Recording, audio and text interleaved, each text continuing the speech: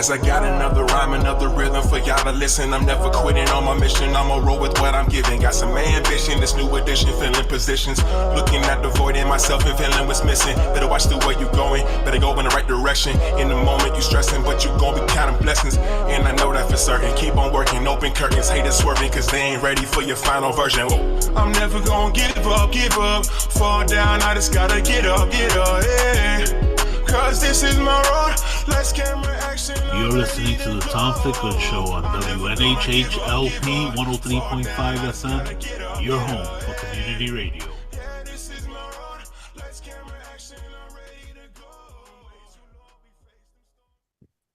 Good morning, my social media family. This is yours truly. You know me as Real Talk Gwen Samuel, but today I am putting on Mama Bear hat as we are embarking on this new journey.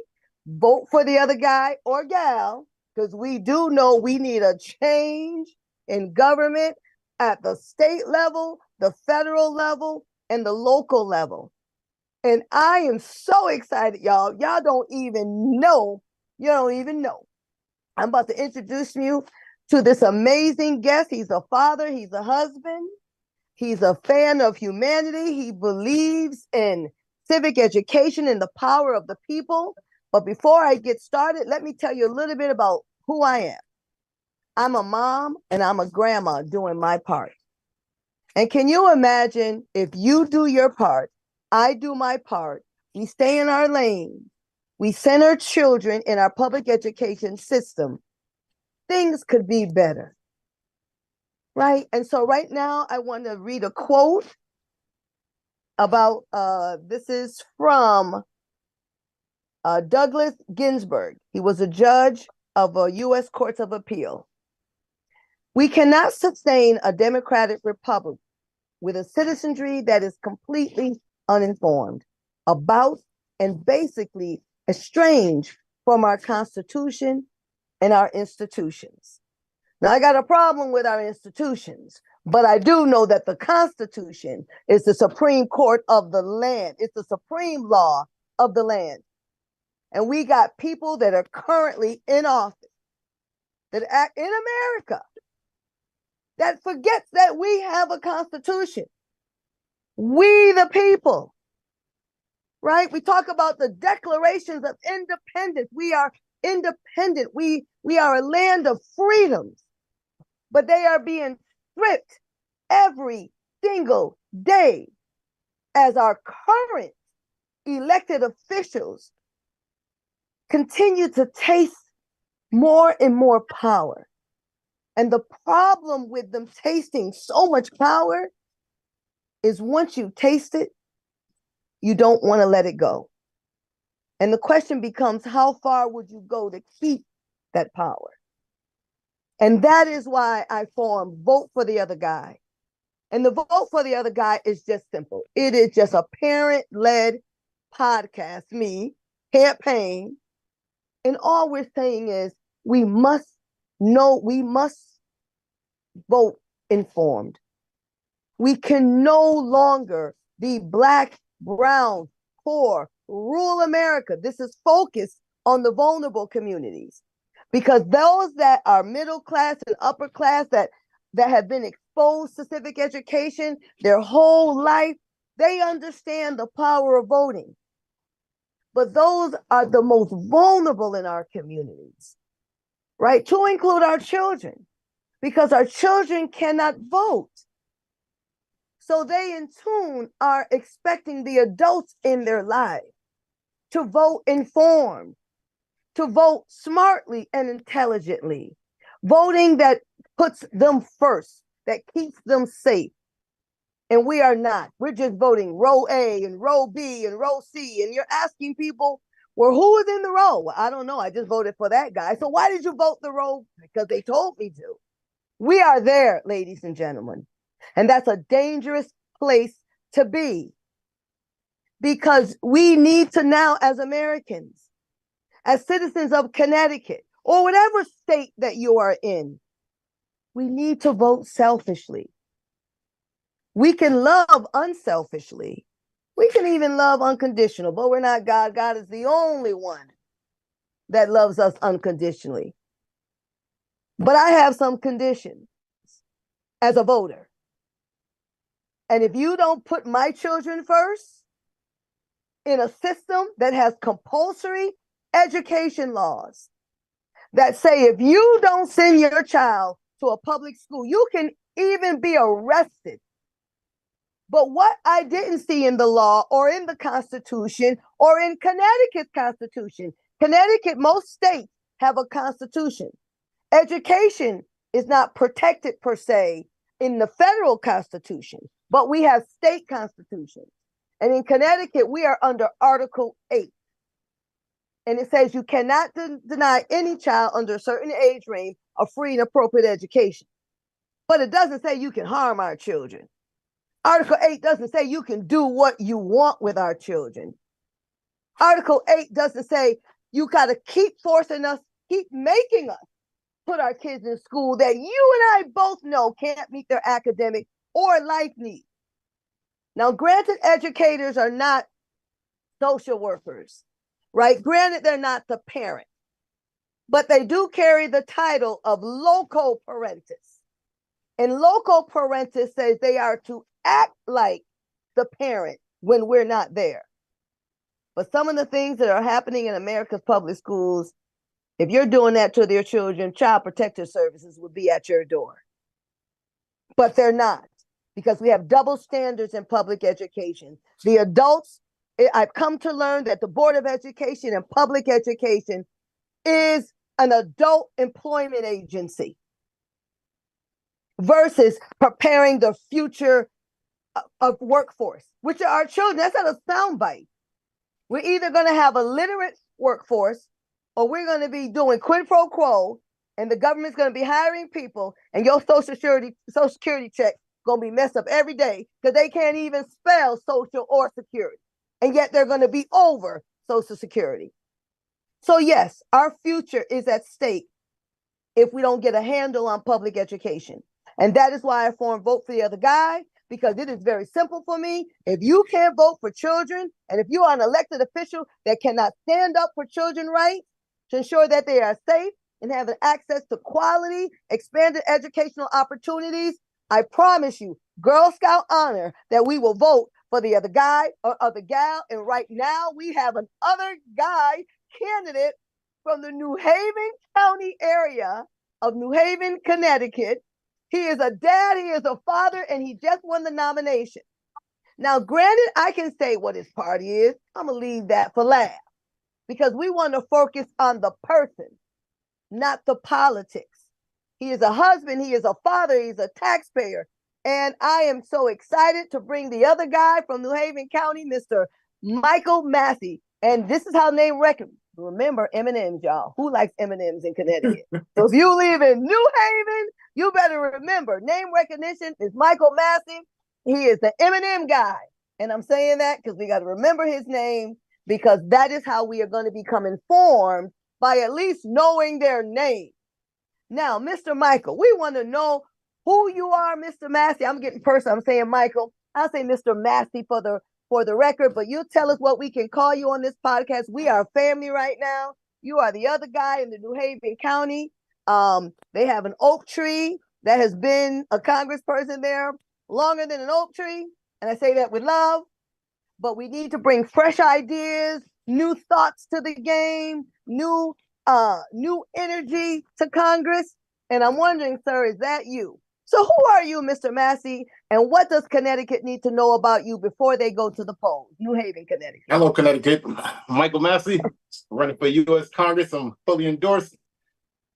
Like she said, I'm a father, I'm a husband, I'm a business owner, I'm an author.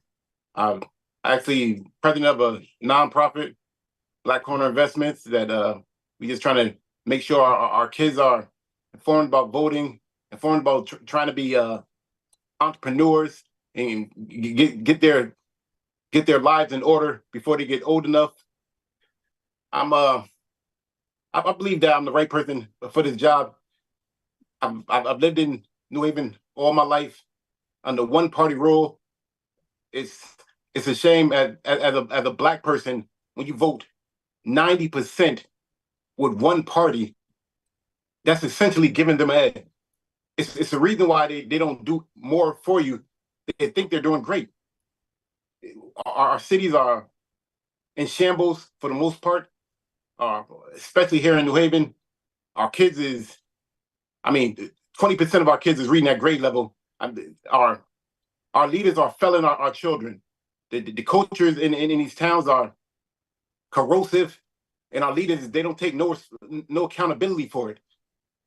You have to, if you're in the top spot, you have to take some type of accountability for how these cultures are raising these children in your city, in your town, in your state, but they don't, because we're voting for them 90+%. They think they're doing great. No matter how many people has died, shot, died of fentanyl poison under their watch, they think they're doing great when you're voting for them at a 90% clip. They think they are A+ leaders, and they're not. We don't diversify our vote to the point that a person could sit in an office for 34 years while their biggest cities are crumbling under their watch, and we do nothing about it. Nobody of substance even runs against these people to the point that you're there all the way into your 80s.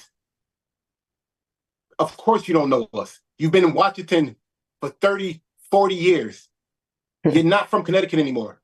Of course we need term limits. For this position that has a person in there for 34 years, you have to be 25 years old and a member of this district. For nobody else in Connecticut to feel like they deserve this job or at least a chance to make a change it's a travesty. Well, I just want to say I thank you for your courage. And I'm going to say anyone who is considering running for office, this is why you look at the Michael Masseys. Sir, you got me thinking about throwing my hat in the ring, right? You only live one life. You understand? Because we are at such a stage in fear. Fear is why people is running. If I'm honest, fear gripped me, and they know I'm vocal when it comes to kids.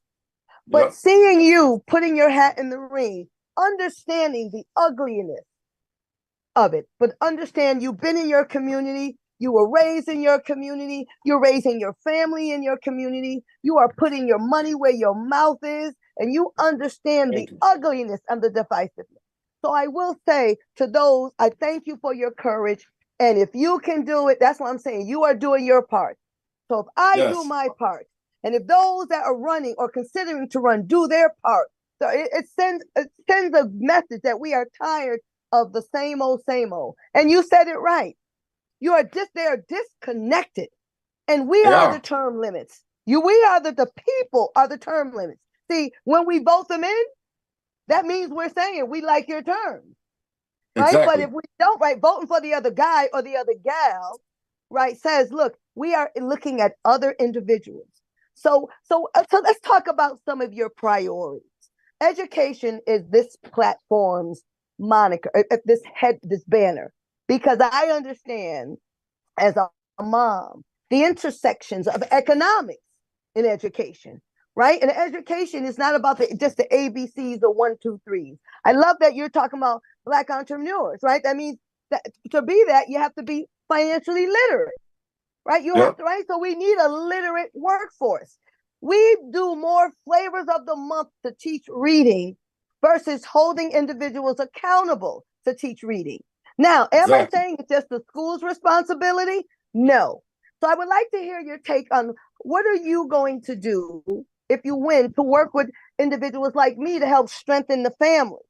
Because the reason why the government is able to be as strong as it is because we've eroded the family foundation, where the government is now saying we're a better parent than you, but you're closing off jobs, the pandemic, you shut down small businesses. But if you were a state employee, if you were a government worker, you kept your benefits, you kept your paycheck, but the private sector took a beating, took a serious beating.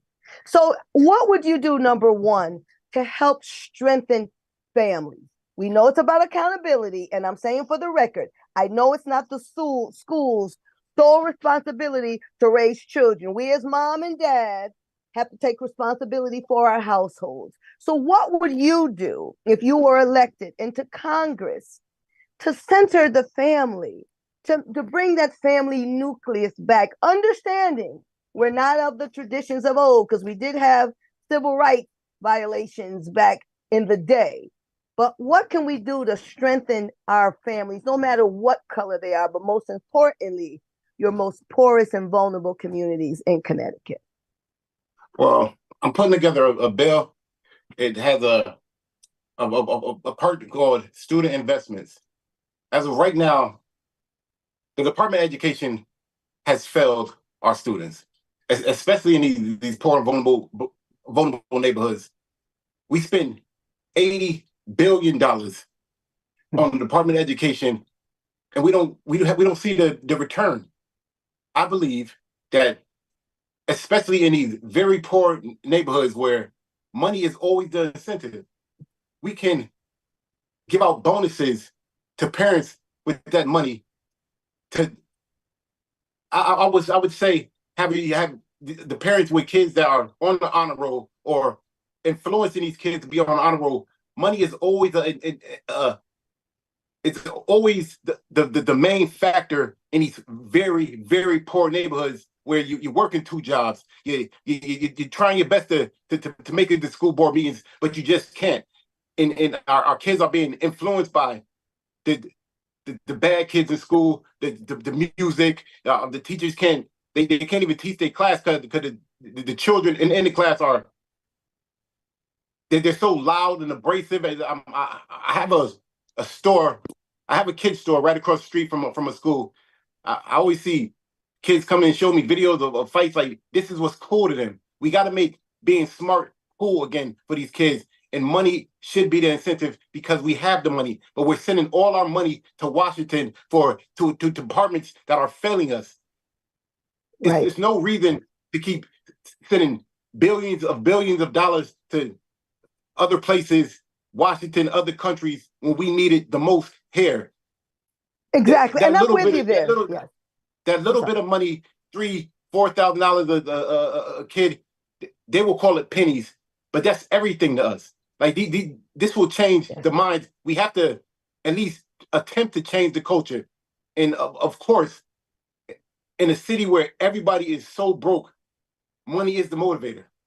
Right. And incentivizing, we incentivize a lot of things, right? We talk about earning and learning, right? So if we think about what the gang does or what the drug dealer does, right? It's the money, exactly. It's survival. So if we change, and that's, I am so with you. If I had a magic wand, I would incentivize parenting, right? I would pay you. It sounds crazy. Just like if reentry, we send someone to jail. It's on the taxpayer's dime. But in Springfield, Massachusetts, them people in jail got to get a job, a skill. And guess what? Some of these people do have jobs and skills. Painters, carpenters, they just made poor choices.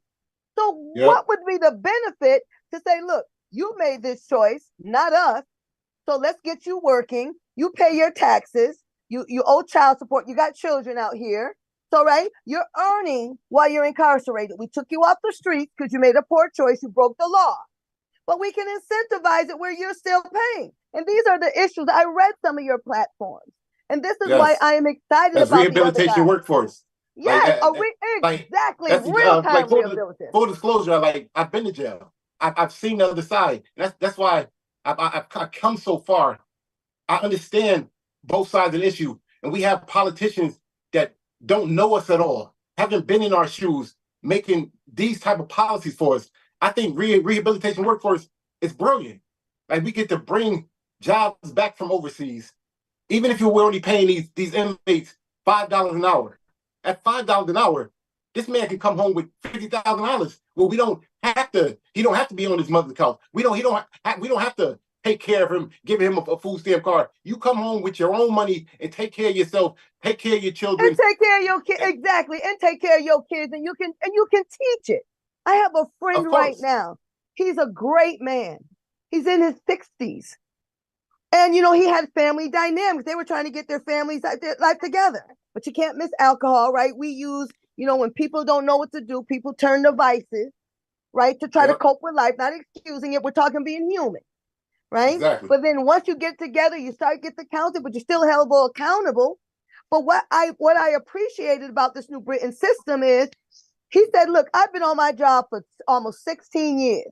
So that means he's stable enough to understand work. He paid tax, got a 401k, made a poor choice. Let that man out, put a bracelet on what you need to do, let him work. You still hold him accountable. He's contributing to society. He's paying taxes. And that's a win for everyone, right? And so we need to look at reentry. I am on the Juvenile Justice Policy Oversight Committee. I'm with every state agency, from the Department of Children and Families, from the probation officer, public defenders, and the goal is to streamline a system to hold people accountable. But that is not what we're doing. We're saying children, like when you said bad, I'm going to change the word bad. If we had educate, we would say that some of these children are, just exhibiting some behaviors. And some of this is from their home being nice, right? Mom and daddy, we need to look at our environment. We calling children, they're saying they're acting up, and come to find out they acting like their mama or their daddy or both. Exactly. Right. So that's why it's important that we work with entities that want to help strengthen families. But strengthening families means accountability. So if you were in Congress, so let's think about school choice. People have made that a political something. School choice is all it is finding the right educational fit for that child to ensure the academic success. We got children that are coming out of juvenile detention. They cannot go back to their main schools. Yep. Those are the kids you would look at the trades. So how do you feel about expanding educational opportunities? Because we got charters, we have magnets, we have scholarships. Of course that's the right way to go. A lot of our private schools cost less than half of what we're paying for public schools. It's just that in these public schools, we have the bureaucracy is so great. Like, people are trying to keep these kids hostage so they can get paid for them. Of course, if private schools cost less than public schools, school choice would be beautiful for you.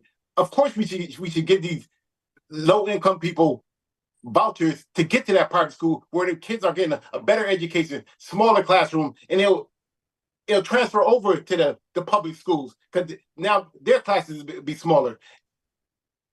We have we grew up in classrooms with 25 kids in there. It's 3 of them in the back. It's being disruptive. The other 22 can't get what they're trying to get from these teachers, and these teachers are frustrated. I grew up in the 80s. I'm what they call the 80s babies. They say we were the bane of society. It's time for us to understand that the way we grew up was wrong, and we have to change that for the future. Why? I don't see what the problem would be for having school choice. It's people trying to keep that money in the state's pockets, and it's embarrassing that not enough parents are standing up saying, no, I would love for my kid to be able to go to that private school, especially if it costs less than this public school, but we don't do that. But I want to call it fair. I'm sorry, go ahead. We feel like we have, excuse me, I don't mean to get too political, like we have to be Democrats, because Democrats are against it. We have to say we're against it. I don't agree with my mama 100% of the time. And that's the problem. Our politicians, you vote 100% with your party, even though you know it's not right. Exactly, and I'm with you there. I want to put just 1 second. When we talk about, I want to go to parents so we don't lose the train of thought, right? And we were saying how parents don't write, but there is fear. Retaliation is real in these public schools. Yep. The unions will come after you. They will come after a parent like we get come paid. after a teacher. Yes, and like, if the teacher get out of line. But Yeah, but Yeah. they don't. Yeah, it's a different standard, and they use. I see that the majority party uses fear to control. But when I believe in God. So when I think of fear, I think of reverence, of respect. They're not saying fear, like you can fear your parents in a reverenced way. In other words, they set the boundaries. I know my mom and dad. My kids say I'm off, I need to practice not going to 1,000. There's just some things I don't negotiate, and that is respect. Now I'm at urgent care with high blood pressure, right? So I got to figure out a better way, right? Versus raising my voice. I'm learning, I'm human.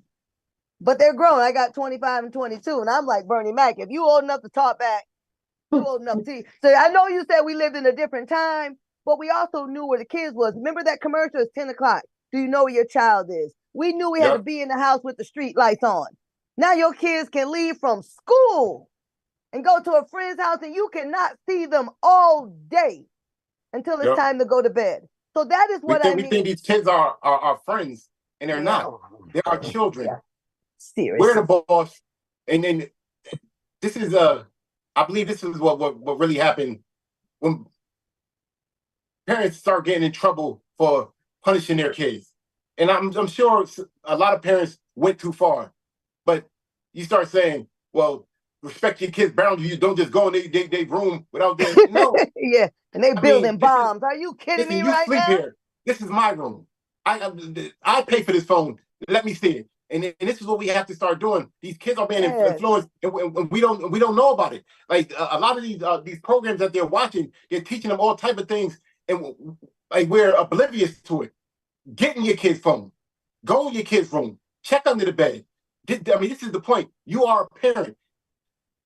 Listen, I run this. You just sleep here.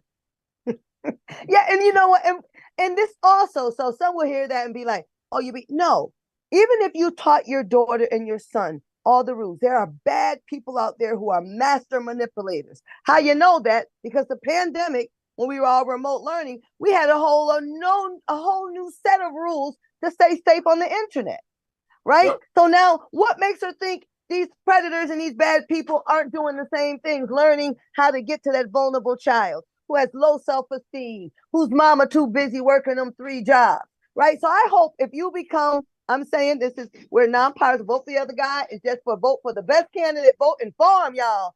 But I want to know, would you bring back the commercials to help parents? Like it's 10 o'clock. Do you know where your children are? Sometimes we just need reminders. We get so trying to, keep ahead of the game, keep a roof over their head. And that, we want to believe that the world is better. So I hope you would bring back some of the old school things that we did, some of the traditions of America that did help us. Granted, there'll be bad people with us always, but some of these things, parents just need some support. And if we can use these platforms to help everybody else, we are spending billions. We've sent billions. Connecticut has 5,000 homeless children.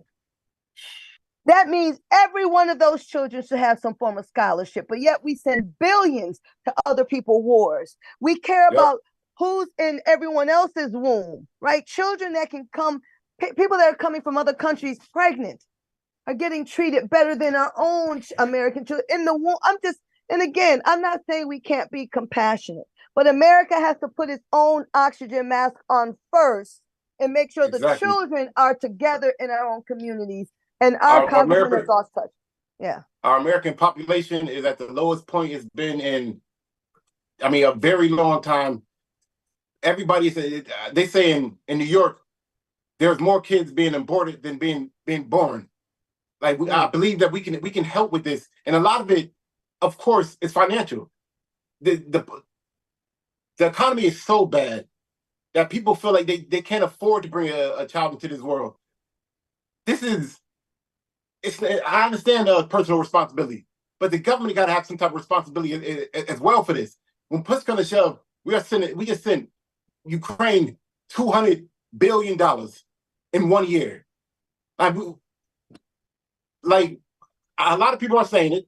Yes, when a woman has a child that you are begging us to have, you got all type of issues with people wanting to end Roe v. Wade and abortions.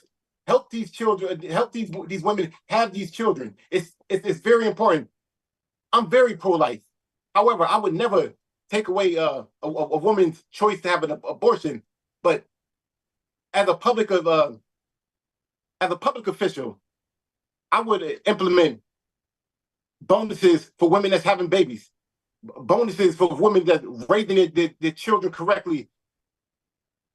Full disclosure, when I had my first child, me and my kid's mother, we had problems, and I'm like, we're gonna part ways, but don't touch the kid. I'll take care of it. I mean, it was the worst 2 weeks of my life. Like these women, I was actually going to community college at the time. I bring my son with me, man. It was so terrible. You had for a me. new respect for parenthood, right? You had a Listen, new. I'm in the car. My son is in the back seat, man. I'm crying. My eyes are like he just looking at me like we having a moment right now. My call his mother like, yo, I'm coming to get you right now. Like it's I so love crazy. you, right? Like, people don't respect what women have to go through, and of course they deserve their bonuses. Of course they do. If you're having a child, of course you especially when us as public officials are begging you to have a child. I just heard the leader of my party talk about like, listen, we need a new baby boom.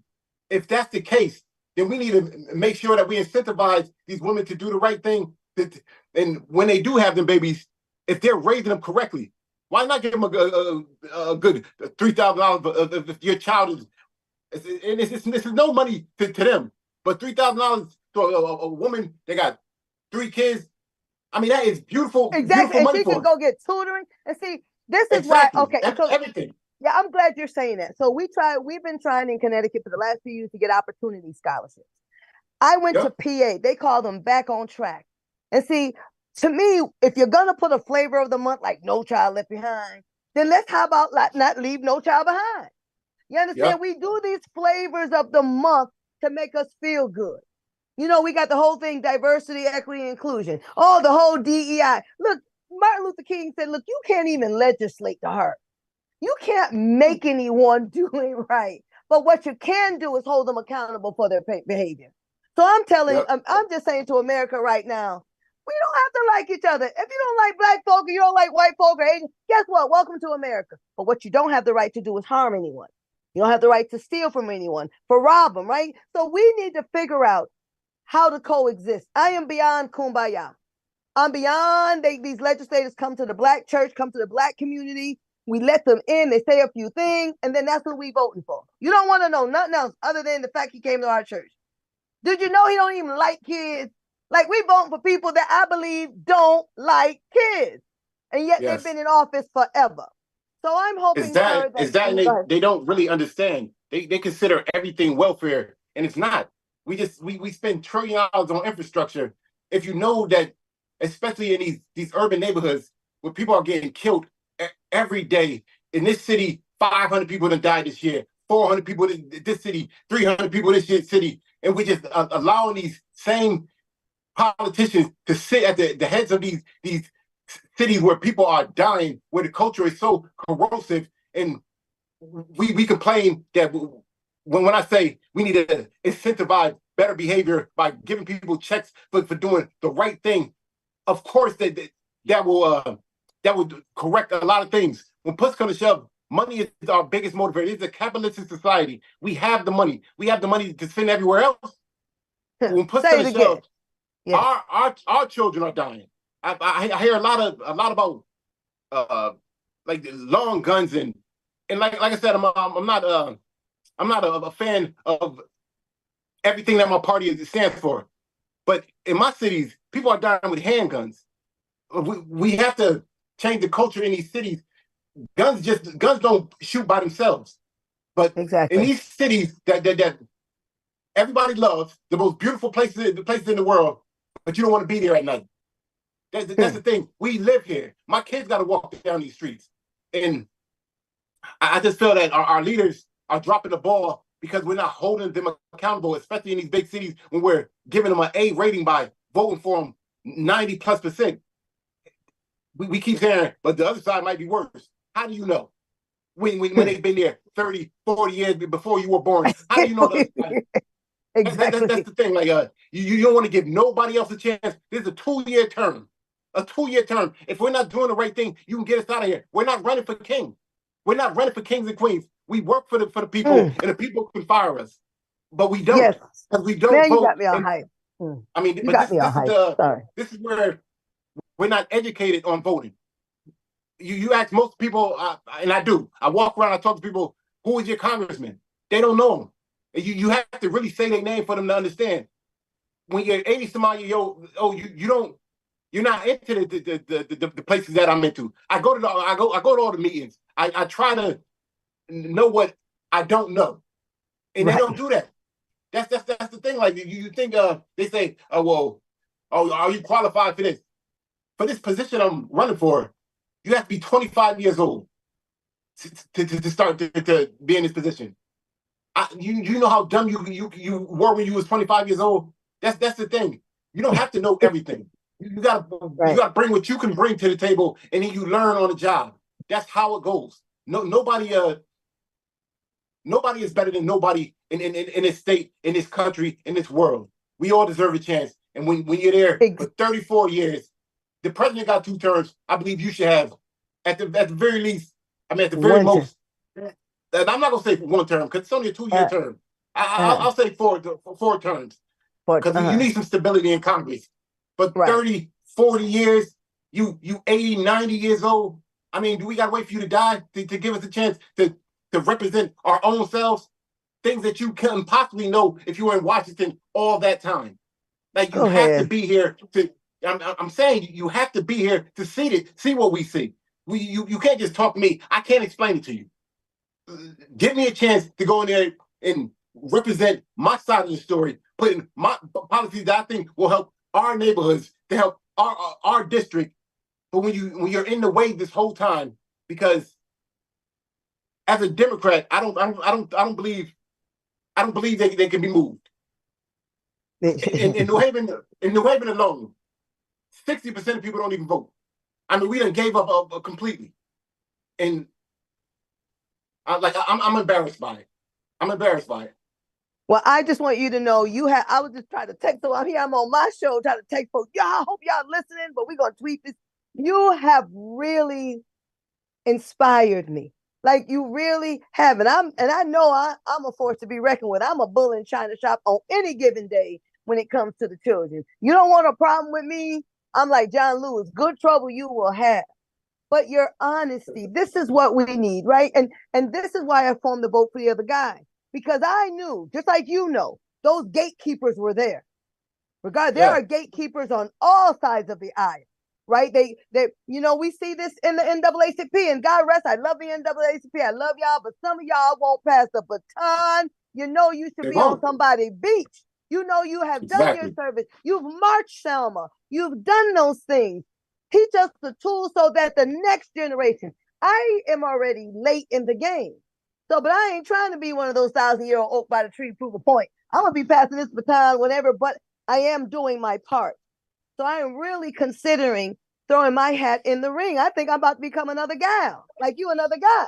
Because you, I believe the more people that run, the more options we have. We get to hear other people's opinions, other people's solutions to the problems that we're having. We can't just leave a person in there, especially when you can't see credible change throughout her tenure. Let's try something different. Like, it's these people in Congress, they're getting rich. They're 20 some odd million dollars up. You're voting 100% with your party. You're not representing us correctly. Right. And people that's fresh to the game, they don't know that we don't know what we don't know. So we're gonna go in there and we're gonna be us. Like, they have corrupted you to a point where you're voting 100% with. There's no state that's exactly the same. For you to be voting 100% with your party, lockstep, represent your state. You can't be representing your district. We have to do something about it. We got to start moving people around. When push comes to shove, this is a 2-year term. There's no way you should be there for 34 years. 1,000 years. If you're not doing great. Yeah, I mean, you have to be doing great. and you're not. And most of our politicians aren't. We need to get them out of there. Of course, we need some type of stability there. I would say 4 terms. That's 8 years, maybe 10. But for you to be there 30, 40 years, we're not doing our part. We forgot to vote. 60% of them don't even vote. 60% of people don't even vote. We don't understand that we have the power. She's not your queen. We are the bosses. That's the thing. Like the voter is the boss. You can hire and you can fire a person. They only got two years to prove themselves every 2 years. Yep. And what makes that interesting that you say that? And we know what they're doing, right? And so we see the record, right? We got people, we got candidates literally voting against whole populations of children. Whole populations, like certain classes of individuals, whether it's children with disabilities, whether it's, Black children, or whether it's Spanish speaking, right? I got cities in Hartford. How do you got a school and you don't have barely Spanish speaking, but you got 90% Spanish speaking population? That is so irresponsible. You got in Danbury, Connecticut needs a charter school. They needed $1 million because they said 50% of their Spanish speaking kids are not even in a school. That is a public safety potential crisis. And yet they're voting against it. Yep. Middletown hasn't, they're name calling. So I'm just saying, in Connecticut, we're voting for people that have literally voted against your interests. That literally shut down. And why I'm voting for the other guy or gal is because when we had the pandemic and Governor Ned Lamont, I'm gonna call it like this, Connecticut, because this is a teaching moment. This is not a bash on our government. This is what happened. The pandemic came, no one knew what to do. The country was in turmoil. I get it. The governor said, I need executive order power. The key word should have been temporarily. But I didn't hear that word temporarily. He said, I need executive order power. So that means all of you who constituents voting, you're in, I need your power. These legislators voted, granted, some did not, voted with a quickness to hand over their power. And so if you were quick to hand over your power, I'm going to be quick in November to vote for the other person. Because if you were willing, I voted for you.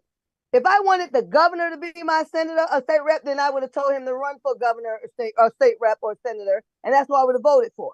But for you to hand over the power knowing that you were closest to me, that's why we vote. That's why you have a representative government, because you represent the person closer to you locally. And yet you just handed it over to the governor.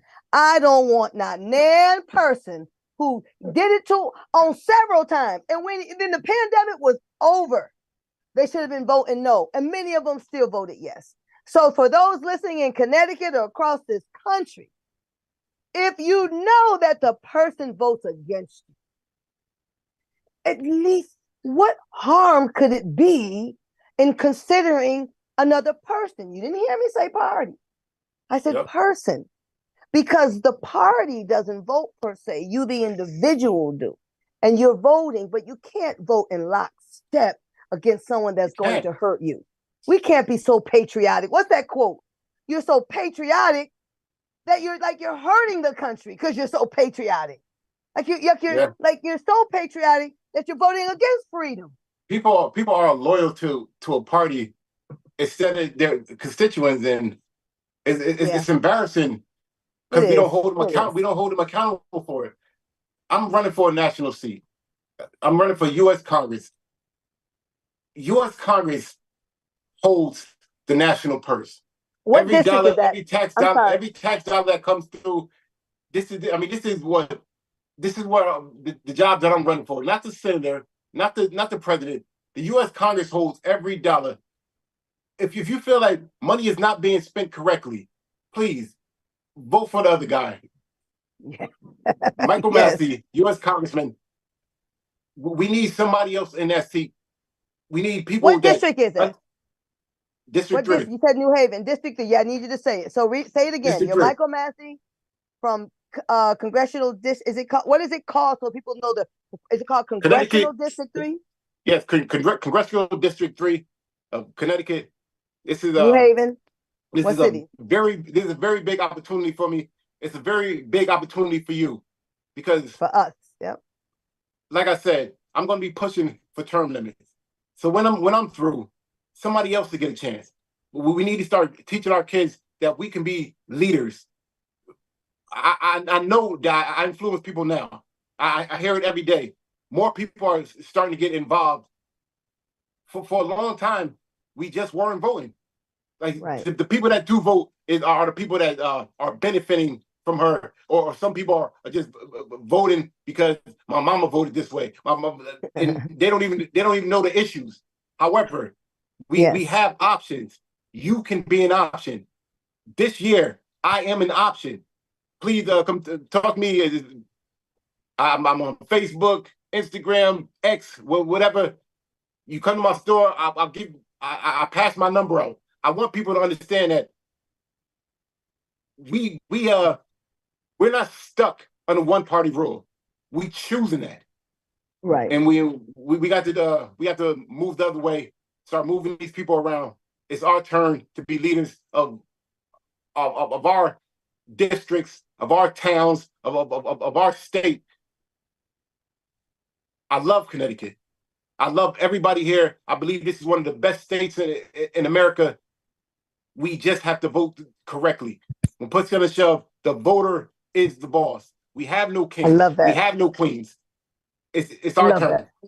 The voters are the boss. You cannot close out. This is the kind of fire we need. Because see, fear will keep you. So to everybody listening, y'all better write the date. We have 164 minutes left.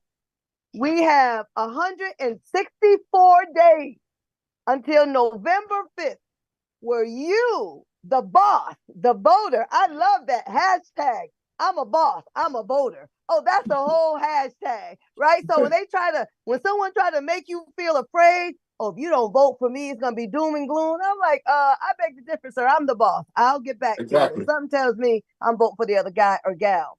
So we have 164 days. You've heard from the other guy. Again, vote for the other guy. Doesn't focus on your political party. You did great. That's how I know he is a GOP candidate. Now I can say it because I appreciated the fact that he can tell us who he is without referencing his party. And I say that in a loving way, because if you can't tell your story without talking about everybody else, finish your story, then you got a bigger problem. So, but the fact that you were able, I am so excited. I'm really thinking about, I'm an unaffiliated. I want, for the record, I used to be a Democrat. I used to be a Republican. I am not, I am an unaffiliated. I just have very conservative values. I believe in the power of we the people. I believe in the people. I believe that I love my country. I love my state. So I am American mama with some American vibes. And I will go to the polls in November and I will vote for the person that represents me. I plan on voting selfishly, and you should do the same. So let's get to know. So think of some acronyms. So Michael Massey is running from Congressional 3rd District. Call him the I'll be around. People are going to see me. I'm going to start doing events, and that's the thing. Like, I just want more people to be involved in politics. No matter you're voting, no matter you're running. These are the leaders that your kids supposed to look up to. These are the leaders that's supposed to change the world for you for the better. And if they're not, if they're not, we're going to get rid of them. You can go to MasseyForCongress.com, check out my policies, and donate if you have the money. When push comes to shove, it doesn't cost money to run. We got to get so much money out of politics. You have the power if you vote. Okay, so takeaways from this meeting as we're closing down. So we have a candidate running for Congressional 3rd District, right? So that means get out the vote, talk to your family, right? Remember, vote for the other guy is nonpartisan. If you want to be the other guy or other gal, you are welcome to join us. Polls alone. Make sure you bring somebody with you. Bring a whole family. We are family vote. We're going back to old school. It wasn't just mama, daddy, grandma. It was the whole family. They voted together. The church voted together. Vote for the guy is nonpartisan. We don't care about your party. We want to know that we don't have any gatekeepers. So if you want to run, you want to join the show, join me. You are free. I am Real Talk Gwen Samuel on Facebook and on Twitter. I am Vote for the Other Guy podcast on Twitter. And I'm working with a great guy, Neil Haley, as we develop our websites and some other stuff. So as they say, it is game time. All things civic education, 164 days until November 5th. See you at the polls. My name is Gwen Samuel, and I approve this message. Have a great one, everyone. Bye. Did great. Great show. Oh, I'm gonna pay Yes, I attention got to you, another sir. rhyme, another rhythm for y'all to listen. I'm never quitting on my mission. I'ma roll with what I'm giving. Got some ambition, this new edition, filling positions. Looking at the void in myself and feeling what's missing. Better watch the way you going, better go in the right direction. In the moment you stressing, but you gon' be counting blessings. And I know that for certain. Keep on working, open curtains, haters swerving, cause they ain't ready for your final version. I'm never gonna give up. Fall down, I just gotta get up, yeah.